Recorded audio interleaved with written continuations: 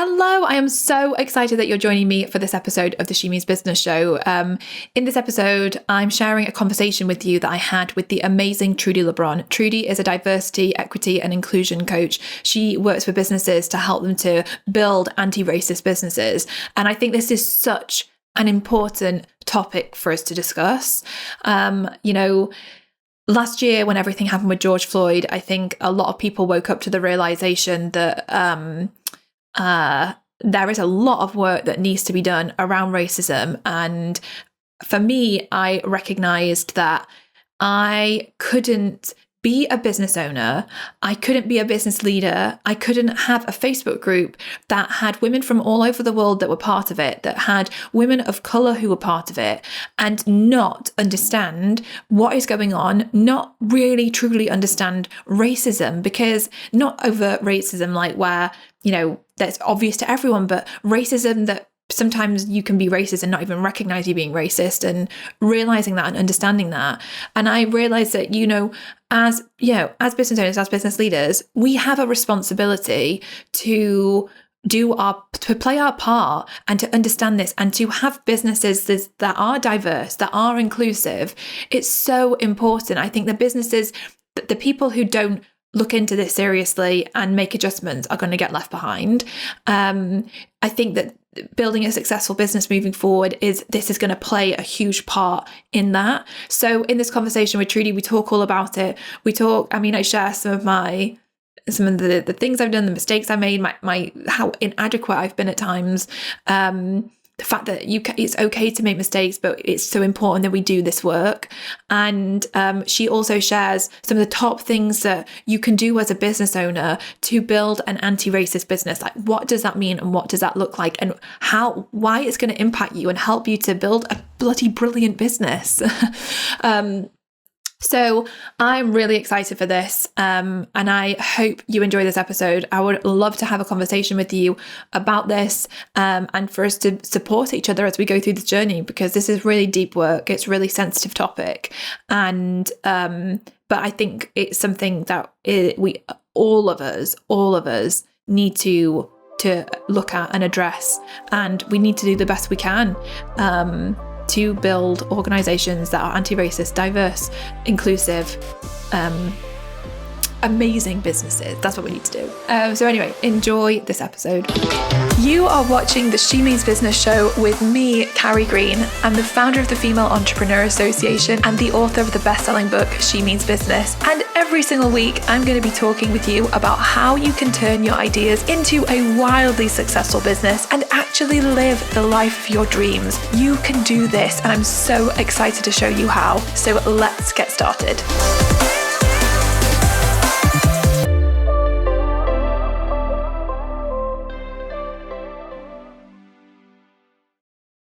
Hello, I am so excited that you're here for this episode because I am joined by the amazing Trudi Lebron. Trudi, thank you so much for joining me. You're so welcome. Thanks for having me.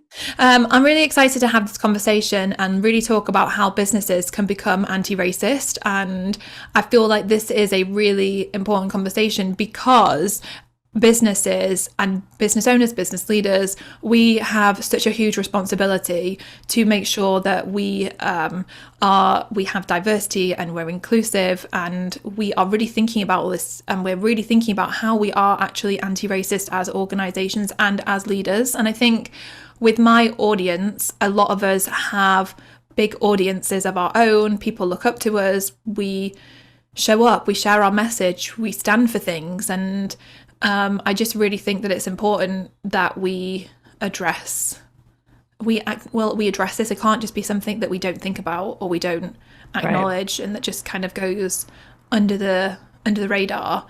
And so I'm just excited to get into this because, like, I'm on my own journey with this, and obviously in light of everything that happened last year with George Floyd, and I think that woke up a lot of people, and it's sad in a way that, it took till 2020 and for something like that to happen. Yeah. But, for people to be woken up in a way. But it really was such a big moment for me last year, in the sense of I've got a big community, and I think a lot of people who have big communities were finding that conversations were going crazy, and I felt so out of my depth, so inadequate, so paralyzed about what to do and how to handle it. And it really made me rethink, like, most of us today have international audiences thanks to social media. And with that comes a responsibility, because then there are women of color, Black women within my community, and also within my paid membership. And I'm like, I have a responsibility to understand and to do better. And I really, in that instant, just didn't do well at all. Like, it got really pretty ugly in the group, which was really sad to see, and shocking, actually, the level of ignorance at times.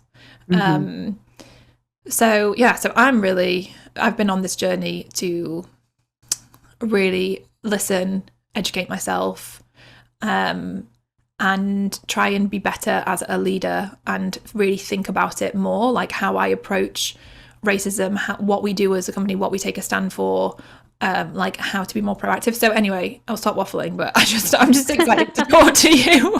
No, I'm happy to be here. So yeah, I bet for last year, obviously you've been doing this work for years. Firstly, like, let's back up actually. Will you just share a little bit about you and what you do? And yeah, that would be helpful. So I'm a business and diversity, equity, and inclusion coach. And my work really is at this intersection of leaders in business, especially these days in the professional development or personal development industry, to do business and grow business with an anti-racist lens. So looking at how our responsibilities as leaders, intersect with diversity, equity, inclusion. So that's what I do. I've been doing this work for a very long time. People are often surprised because especially in the coaching industry, because last year was such a big year. And I think this work came to the forefront for people for the first time. I've been doing this work formally since 2008. Wow. So, and I say formally because formally was that 2008 is when I got like officially trained and hired by a national consulting firm. So in order to even get that job, I had to have some other experience, doing that work. But so I've been doing this work for a long time, mostly in previous to this, to my career in business now, in the education sector, nonprofit sector, helping people look at systemic inequities in the way that they design their programs and the way schools are run, and helping people to kind of unpack their processes so that we can create more equity in schools and communities. Yeah. That is amazing. And I mean, last year must have been an interesting year for you, in the sense of you must have been inundated with people coming to you and wanting to learn and recognizing. It was great. It was great because, so I, in 2016 or 2017, I really decided to make diversity, equity, and inclusion education in the personal development industry, in the coaching industry, my niche, right? It was going to be where I set up shop and said, this is what I'm going to do. Because I had been involved in masterminds and in the coaching industry for a while, as I was setting up growing the first version of my business, which was more of a consulting firm in nonprofits. And, it was just different. And I noticed that in these masterminds I was in, on the podcast I was listening to, it was like, man, these people here have no idea about this work. The lack of diversity was it was shocking. And the lack of awareness around issues related to race, to identity, and how these things showed up in people's lives and how they impacted people's ability to be successful and grow businesses. It was just absent. There was none of that conversation in any of the podcasts I was listening to, in any of the events I was attending. It was like it didn't exist. And because I had come from an industry where people were investing lots of time and energy and money in developing leaders and fixing programs and, like in solving these problems, it was really mind blowing to me that this industry, that the coaching world was so insulated and didn't understand that this broader conversation was happening. And I wanted to be the person to really be the voice for that within the industry. I just saw it as such an opportunity. So I started talking to everybody I could, like every single person who would listen to me. I think, I don't know this for sure, but I am pretty certain that I was the person that had the first ever diversity and equity course for coaches. And that was a couple years ago, and it was hard to get people to just take that because they didn't understand that it was so important. Yeah. And so, over the years, I just continued to do what I was doing. I collaborated with a friend on a podcast called That's Not How That Works. That has been around for a while. We have almost 100 episodes now. Wow.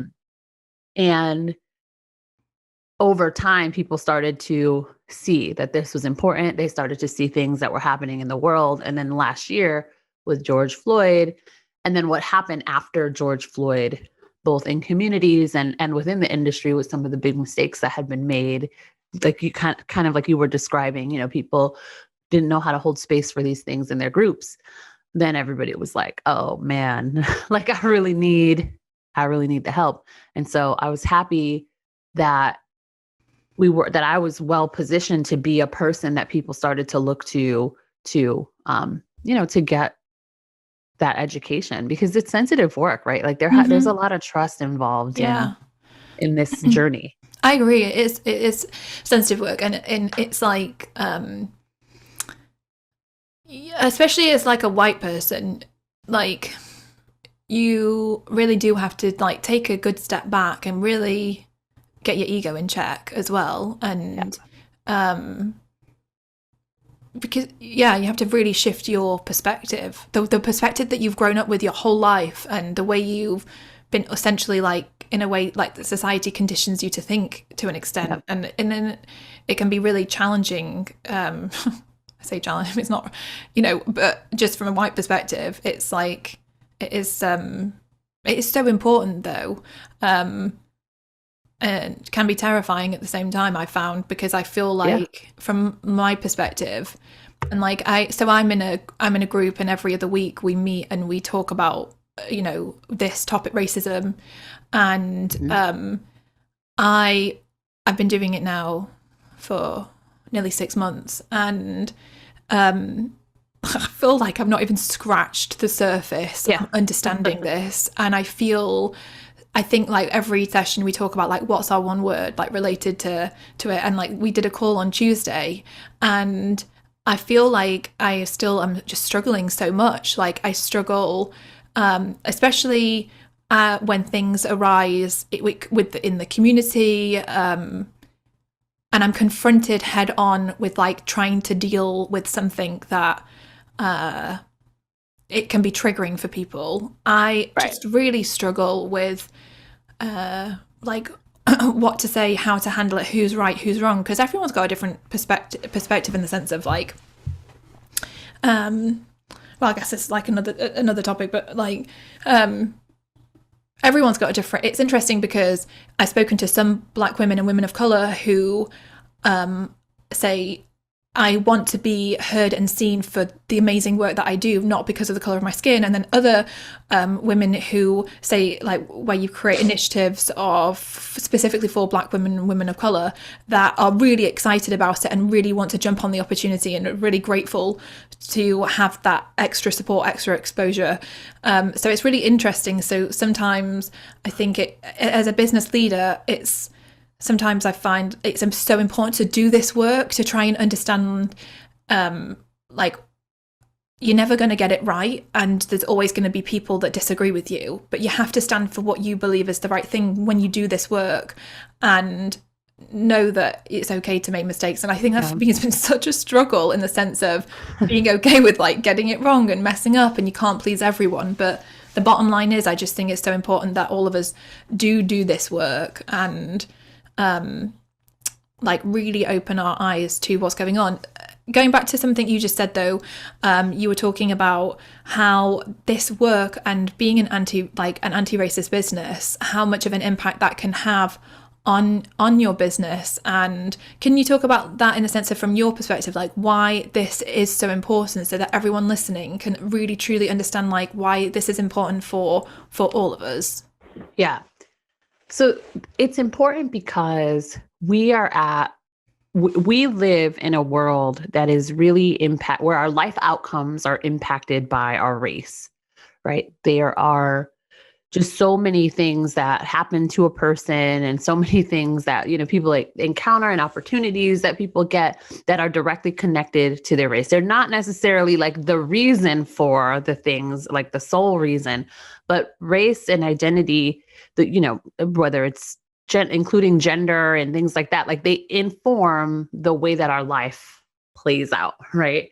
And especially for people in the coaching industry, personal development industry, people in businesses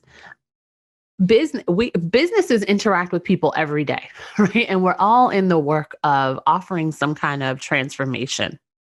So if we know that there are people in this world who, don't have as many opportunities, or whose opportunities are impacted by their identity, and we're in the business of creating transformation, then we have to understand how creating equity, how creating inclusivity actually can start to contribute to a broader scale equity in the world, right? Like our work is about, especially for coaches, our work is about helping people do better. And like there are people who need support who aren't getting access to it.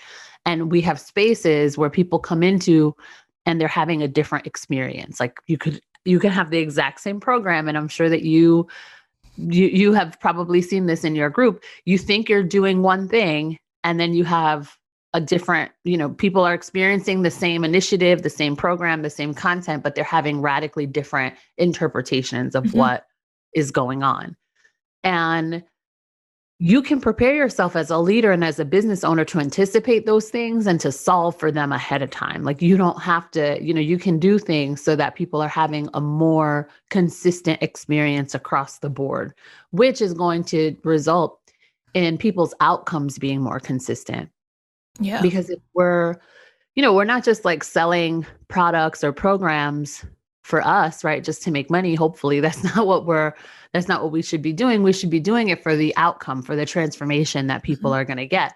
And so we need to be paying attention to how successful people are in our programs. And we can't do that if you serve a diverse audience and you're not paying attention to equity, to inclusivity, to anti-racism. Your participants are going to have different experiences in your program. Yeah. So also, the other thing is that when you take an approach to your business that is anti-racist, your business becomes an opportunity to contribute to change, and becomes like an extension of your value system. So your business is in more alignment with what you believe and who you are. And it just becomes, it's just a different way to lead that is much more aligned than just doing things the same old, you know what I mean? And just kind of wondering, like, is this right? Is this just, is it good? Like, is it working? It's just a different way to approach your work. Yeah. I think it's something, to be so intentional about, because I think in like, I can only speak for myself, but like in the past, I've always felt like really pleased at like the level of diversity that we've always had at like events we've held and in the membership. But it was interesting because when last year in the Facebook group, I remember having several conversations with Black women who said to me that they didn't feel confident to post out inside of the group. And I was like, wow, like I have been so like blind to this, and here I am thinking that like we're doing like a great job as an organization when actually we're not at all. Right. And I think for a lot of people, I've had those conversations with a lot of people who felt that realization that they haven't really been doing a good enough job. So I really would love to talk to you about like what are some things that we can do as business owners and business leaders to build anti-racist businesses. Like what does that look like in like practical steps that we can take Yep. to that will make a difference on this ongoing journey? So the first thing that people need to do before they do any like changes or start making any like start implementing anything, any new policies or strategies or procedures is to take the time to do the inner work. Um, the journey, as it's called, right? Like being on this journey requires us to look at ourselves and start to unpack what a person has learned about identity, about race, about bias, right? We have to look at the things that have caused us to become the adult that we are. We need to confront those things. We need to learn almost like a new language around equity, diversity, inclusion, anti-racism, understand why these things are important. And really the way that we teach it in our programs really help people get in touch with their values and their commitments. Like, what are you committed to?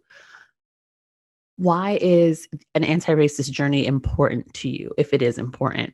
Because the fact is that there are people who are going to choose to not have an anti-racist business. And there are a lot of people who want to say they have an anti-racist business, but aren't willing to do what it takes to have it. And so like it's easy to slap a label on something because you think that it's like, the cool thing or like what you should say, but you're actually not willing to execute upon those things. And so if you're not willing to execute upon some of the things, then you shouldn't call yourself an anti-racist business. But you can't know any of those things unless you go through this personal process of like really starting to understand, like, what am I committed to? Why is this important to me? Can I hold the responsibility of this work? Do I want my business to be an agent for some broader social change? Or do I just want a business that makes me some money and like, that's it? You have to be honest with yourself and about what you want and what you're ready to take on. So that's first. So after you've gone, and not after, because really that personal journey is never finished. Like it's really an ongoing thing. I've been doing this work for years and I'm constantly learning and, reading and processing and talking to people and rethinking things and incorporating new information into my context. So once you're engaged in the journey, and you feel a little bit more confident, then you can start looking at your business. And the way that we teach it is this: we have this framework for what we call an equity-centered business. And the first part is that personal journey. And then the rest of them are around the way that you lead. And we call that liberatory leadership. So learning the skills to be the kind of leader that creates more self-direction, more opportunity for liberty, for exercising of power, for sharing power. Then we also look at your business model. So how do you make money? How do you spend money? How do you use money? How do you pay people? Who do you pay? Who do you work with?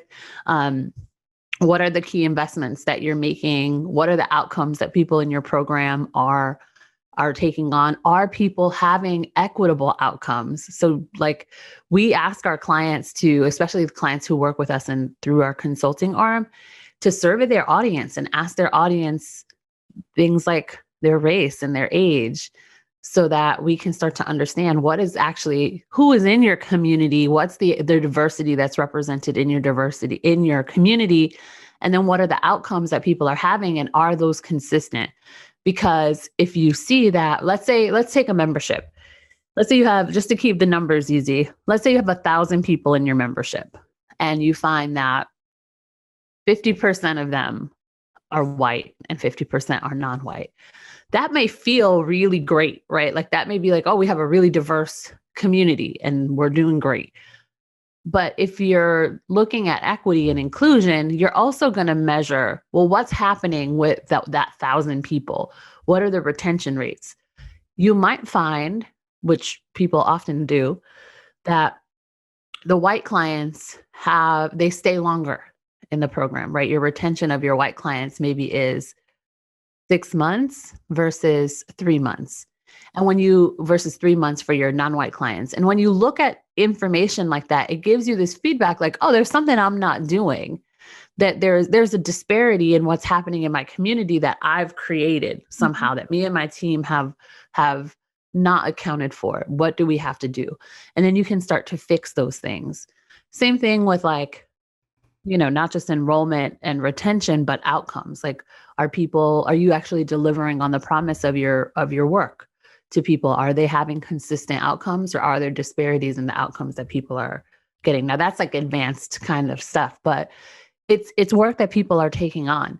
And it's incredible because it's causing people to make changes in their programming, and really, which ultimately impacts the people in the program and their ability to implement in their lives and to do, whatever the kind of transformation is that they're looking at. And then the other component that we talk about is space and cultural competency, cultural responsiveness. Learning the ability to hold space for diversity and for equity and for inclusivity. Like you were saying, the ability to see, man, there's a conflict in my group. How am I going to navigate that?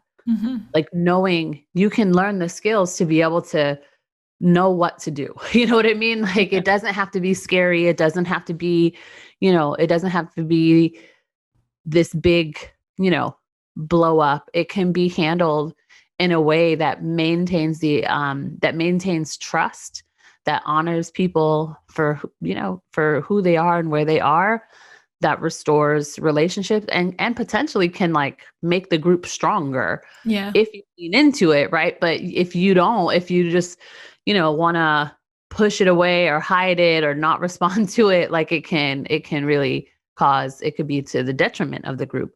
So learning the skills to be a culturally responsive leader and coach, so that you can hold space for people, so that you're confident and you're fluent in your ability. You have a level of fluency to be able to navigate tough conversations, to create really safe containers so that when people come into the space, they know, what it's about, how things go, everyone's on the same page, and you can just create, it can just be it can be a very intentional culture. So you're reducing the risk of those conflicts, kind of bubbling up anyway. Which I think is so important, because I think once you have those boundaries set, then like, this is not acceptable, and right. I'm going to address it, and I'm addressing it because I've already said these are the guidelines, these are the boundaries of this group, this is what we stand for as a group. Right. Therefore, this can't exist here. But without those boundaries and guidelines and that conversation, it makes it incredibly difficult sometimes to address or to handle certain conversations. And there's a very what's important to understand is that this work isn't just conceptual, like ideological work. So it's one thing to get your values in order and to read the books and to be in community with people where you're talking about it and processing how you feel. Like that stuff is important. But if you're a leader, like in business, if you're like running spaces, there is an element of this work that has to be procedural, and there has to be policies and action steps and plans in place. And that's the piece that I have seen. That's why we've carved out our space with working with entrepreneurs, because there's a lot of places that people can go to get the ideological stuff. Like here's what's going on in the world. Here's how, here are the problems. Here are the thoughts behind it. Like here, like we'll help you unpack your personal process. That's great. But what do you do? Like how do you create a set of procedures and like standard operating procedures and practices? And how do you train people? And how do you facilitate dialogue? Those things are not ideological. They're not about like how you feel and what you value. They're about like what you know how to do. Yeah. So there is a skill set here that can be learned. Yeah, I totally agree. And I think that's like, it's so crucial for every business owner, I think, to go through that and to have that in place. Like you said, especially for those of us who hold space for others. like, I think one of the things I recognized for myself is I don't think I deserve to have a community with women of color in it if I am not willing to educate myself and try and do my best as the leader to hold space for all those people and understand what that even means. Right. And I think that it's totally unacceptable to me when some of the Black women I was talking to in the community turned around and said they weren't confident posting out. It felt like we have really failed here, because like this is so unacceptable, like as an organization. And so many of the people within that listen to this podcast and are within my community, we are all about like inspiring and empowering and helping each other in like, the personal development space. And as such, like, this absolutely cannot be ignored. Like, I really recognize like what a failure, really, like it was on my part to have not recognized this. But the point is, we're all on this journey, we're all at different stages of this journey, and I think that it's really amazing now that, for example, like, there's so many people doing this work and you're doing this work and showing up for it, so that we have these conversations, so that more and more people hear it and the significance of it and like why this is important. And I think this is obviously how more and more businesses are going to moving forward. There's going to be this shift for businesses to be to really think about like what is that the culture that they are holding, and like looking at like all this diversity, inclusion, all of that stuff. What do you think are some of the biggest shifts that we're going to see though moving forward? I think it's going to be really interesting and exciting. Yeah, I think that we're going to see some big shifts around people's personal growth for sure, because when you're probably experiencing this, when you start to do this unpacking, it really changes your whole life. Like, it's not just, that you're learning to be more diverse and inclusive, like it's not just about that. You start to see things everywhere that you just didn't see before. And so, yeah, right. So I think we're going to see people's like a real up level in people's personal growth and their ability to connect with the humanity of people, just in a deeper way. Like, I think that people are going to be able to really see people for who they are, and like learn how to hold space for the whole person instead of just, especially in the coaching industry, like showing up in a space with a set of like catchphrases and, like this kind of inspirational quotes. Like, I think that the nature of coaching is going to shift as a result of the personal growth that people are seeing. I also think that we're going to start to see a de-emphasis of, well, maybe not a de-emphasis, but a more amplification of teams in businesses. What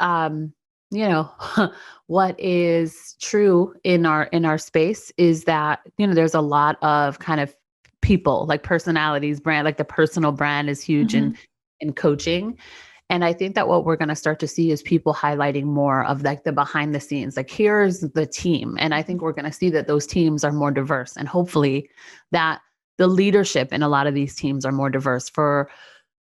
In many places, unfortunately, there will be diversity, but the leadership will be like white women most of the time. And like any time that there's not white people, it's likely that they're in like administrative assistant roles, or, like the kind of just not like the leadership of the organization. And I think that we're going to see more diversity at the tops of the like we're not just at the tops, but throughout organizations. And I think we're going to see it publicly because people are going to be talking about it and sharing. I think we're going to see more people sharing their journey, which is sometimes ugly and, and messy. And that's okay. Like, we need to see some of that stuff so that other people feel a little bit more confident in taking that step in, to know that it's not the end of the world, like to make a mistake, but that it's just is part of the process. And I also think that we're going to see people having to account more for outcomes. which is not something, we're all familiar with like the testimonial, like the testimonial as like our kind of display of, we're good at our jobs. But I think that we're going to start to see more people in sales calls or in their consideration of hiring someone asking more questions around what are the outcomes of your programs? Like Yeah. the statistics, like how many people are completing, like how many people are having the kinds of success? Like, is it, I read the testimonial, but out of 100 people, how many people are actually getting there? I think that people are going to be more, more interested in understanding that kind of data. Yeah. And then lastly, and this is already starting to happen, you probably have seen this, and I think we're going to see more of it, is that people in their purchasing decisions are going to be asking more questions about the values of the organization. People are going to want to know if the company has done any anti-racism work, any DEI work.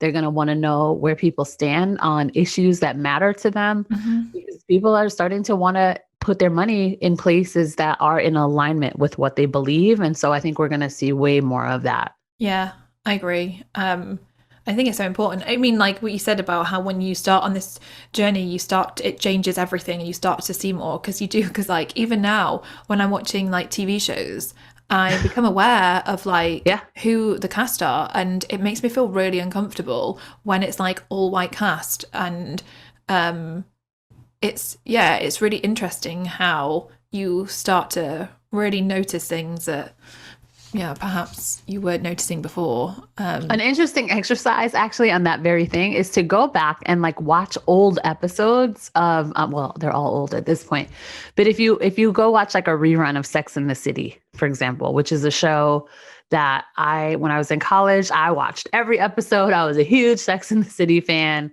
and watching an episode now, it's like nails on chalkboard. It's like, oh my God, because some of the things that they say on that show and do on that show and how white that show is just, they would never get away with that show today. No. They put that together.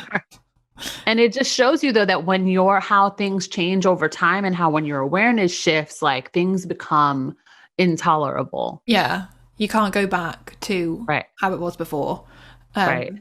And I found that as well as like having more conversations, and even like it's been so important like with me and with our team, like having these conversations with the team and really making sure that like everyone on the team is completely on board with this vision and like the work that we really need to do to be a good organization and to be anti-racist and to look into also other like diversity issues and be inclusive across in so many different ways, like with disabilities and all that, all of that side of things, and really looking into it and not just thinking like seeing things from our perspective, right? And thinking that that's just the norm for everything and for everyone, but it's not. So yeah, I think it's going to be really exciting though to see the changes and and to watch this shift happen. It'll make such a difference because, like you said before, obviously, like there obviously are so many white leaders, especially in this online space. And like, why do you think that is? Because obviously, there's lots of amazing people of color who are doing incredible things. So, why do you think it is? Yeah. So first, I'll say that that's actually not accurate. There are a lot of white people like as leaders in this space, but it's not true that there aren't Black and brown folks doing this work. Like there are tons of them. It's just that they're not in people's awareness, right? So because of platforms, because of the way that people's platforms have been built, and what people have had access to, and how long it took people, like when it's now only very recently has it become really easy to have a website, like have a blog. Like I don't know how long you've been in this industry, but 10 years ago, like there wasn't Instagram, like you couldn't just like put together a website, drag and drop. Like it took a lot more, it took a lot more time. Yeah. So the accessibility issue of just like building a platform has been, has been a barrier for people. But also like just there aren't a lot. Well, let me say it this way. Coaching on its own, I used to have to like explain this to people a lot, is actually really countercultural for people of color. Like for when I told people I was going to be a coach, like my friends and family didn't even know what that meant. Like the idea of investing in someone and to help you get your life together, to help you start a business is like it for people of color, for Black and brown folks, that is not a normal thing. Like that is not like, so never mind like becoming a coach. Like it's just, it has taken more time for Black and brown folks to come into the industry and like just even be a part of it, because there is this big like cultural norm around asking for help, around investment and this kind of thing. It seems this is less the case now, but definitely when I started doing this work 5 years ago, it was more of a thing. Like I was always having to have conversations with people about like, no, it's okay to have a coach. Like it doesn't mean that there's something wrong with you. But so that's part of it. The cultural issues in coaching are one part, and then the accessibility is another. But at the end of the day, the fact is there are plenty of Black and brown folks who are coaches, who are thought leaders. It's just that if you're a white person, like you're not aware of it because you don't have to be. Like you're not typically looking for like Black and brown coaches. If you are, when I started, I was looking specifically for, coaches of color. And if you start to look for them, you can find them. But if you're not thinking about that, and most white folks don't, like, they don't think of that. They just think like, oh, I need a coach and I'm going to go, I'm just going to ask around. And it doesn't even hit your awareness that all of the people that you're looking at are white folks. Like, it's just not, that's a newer awareness, like only over the last probably 24 months for some people, So, and that is actually a great place to start for people to start diversifying who they're listening to, what they're reading, starting to look at your podcast list, like how many podcasts do you listen to that are led by someone who is not white? Probably not many. Go and find some other podcasts to listen to. Go and find some other books to read. Like that's a great place to start. Yeah, I definitely think so. This is such a fascinating conversation, and I find it so interesting because I feel like I said, I feel like I'm scratching the surface on this journey with so far to go. But nevertheless, I mean, I'm just grateful for people like you who can help us to actually figure out like how we can learn and how we can really look inwards at ourselves and understand like what we like, our response to things, and understanding like where we're at, and then learning like what you said, those best practices to put in place to build anti-racist businesses, which is so crucial. Like it's, racism is not acceptable on any level. And I think so often what I've learned as part of this journey is that you can be racist without thinking that you're racist. And I think it's just why it's so important to really do this work. And I think we'll find that as it goes on, the businesses or the people that don't want to acknowledge this, I think they'll just kind of fade away because people aren't going to stand for it. Like, I think you're right. I definitely think you're right. And I also want to say, like, I think that it's that word like racist is so charged, right? People hear it and they're like, oh, like I'm not a racist. I don't want to be racist. But the facts are that this work is really everybody's work, whether you think you're racist or not. And even if you are not a white person, Black and brown folks need to engage in diversity, equity, and inclusion work too, because we have been taught that we have learned a lot about business from white folks, like from white folks and from this really toxic power, like, whiteness and racism is connected to capitalism and patriarchy and all these things. And like, we need to dismantle all of it And so Black and brown folks also have work to do in making sure that they're not perpetuating some of the things that we've been taught about business, about how to treat people, about how to build a brand, about how to sell, like all of those things. Like whiteness is seeped into all of that. Yeah. I think that's what's eye-opening, and I think that's sometimes what's hard for white people to accept is how whiteness impacts things. Yeah. Because most of the time, I mean, a lot of white people don't even identify that they are white. Do you know what I mean? Right.